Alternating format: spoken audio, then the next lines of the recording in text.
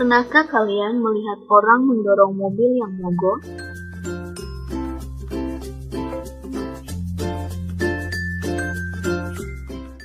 Apakah yang menyebabkan mobil tersebut bergerak? Yang menyebabkan mobil tersebut bergerak adalah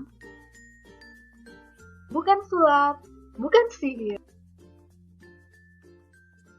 mobil tersebut bergerak karena adanya gaya.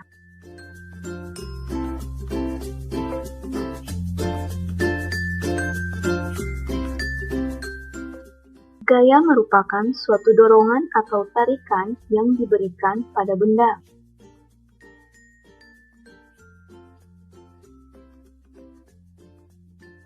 Lalu, apakah hubungan antara gaya dengan materi pembelajaran kita di saat ini? Dan apakah tujuan pembelajaran kita di saat ini?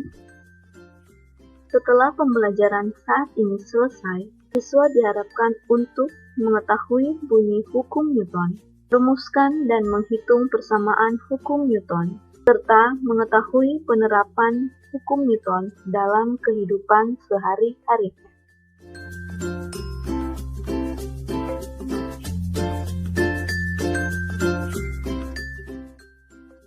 Masih ingatkah kalian dengan peristiwa apel yang jatuh dari pohon? Ada sebuah gaya yang menyebabkan benda bergerak jatuh ke bawah yang kita kenal dengan gaya gravitasi. Dari peristiwa inilah, seorang ilmuwan fisika dan matematika, Sir Isaac Newton, mendapat ilham bahwa pada tahun 1686, hasil pemikirannya ini ia tuangkan dalam sebuah buku yang bernama Philosophiae Naturalis Principia Mathematica, yang memuat 3 hukum Newton tentang gerak.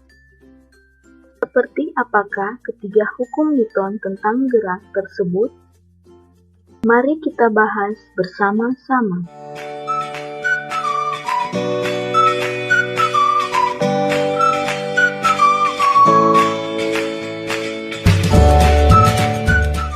Hukum 1 Newton.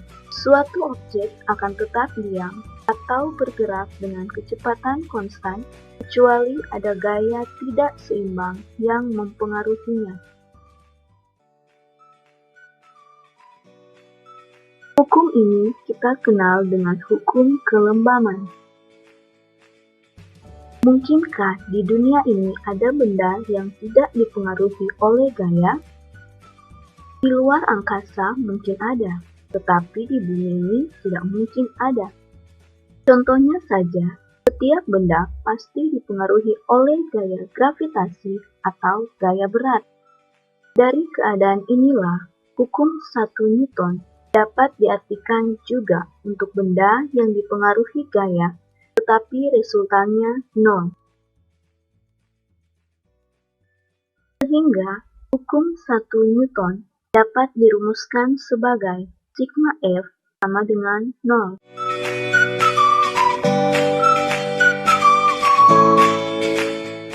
Hukum 2 Newton. Kalian telah belajar bagaimana keadaan benda jika tidak dipengaruhi gaya atau resultannya 0. Bagaimana jika resultan gaya yang bekerja tidak 0? Keadaan inilah yang dijelaskan Newton pada hukum keduanya. Untuk dapat memahami hukum 2 Newton, kita harus pelajari terlebih dahulu hubungan antara percepatan benda dengan massa dan gaya yang mempengaruhinya. Ketika kalian mengamati peristiwa tersebut, maka kalian pasti mengetahui bahwa lemari akan bergerak lebih cepat ketika didorong oleh lebih dari satu orang. Hal inilah yang menjelaskan bahwa jika massa tetap, maka percepatan benda sebanding dengan gaya yang bekerja pada benda tersebut.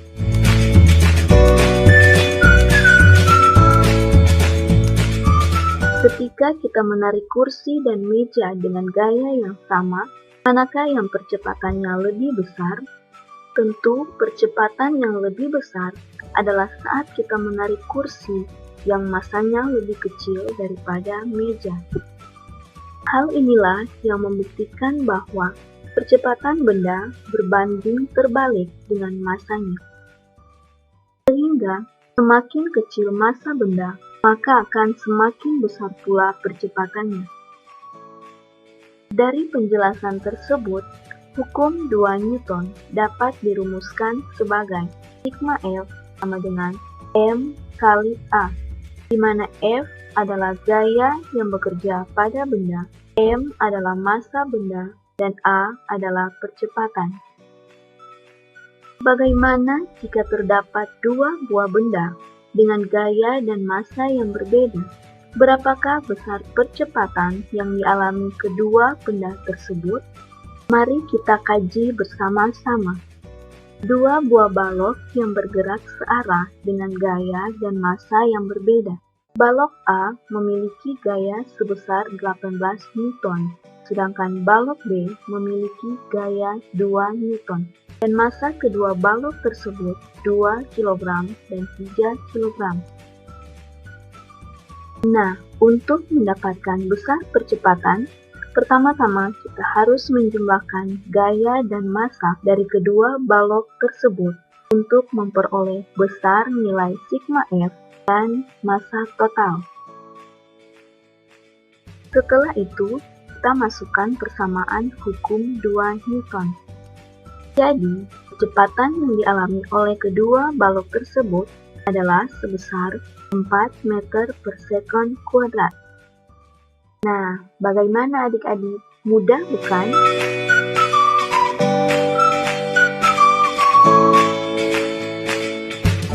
Selanjutnya, kita masuk pada hukum 3 Newton. Pada saat roket menyemburkan gas keluar, maka roket tersebut telah memberikan gaya aksi pada gas. Maka gas itu akan memberikan gaya reaksi sehingga dapat mendorong roket dan menyebabkan roket tersebut bergerak. Gaya aksi reaksi inilah yang kita kenal dengan hukum 3 Newton. Di mana hukum 3 Newton tentang gaya aksi reaksi ini memiliki 3 sifat, yaitu yang pertama sama besar, yang kedua berlawanan arah, dan yang ketiga yaitu terjadi pada dua benda yang saling berinteraksi.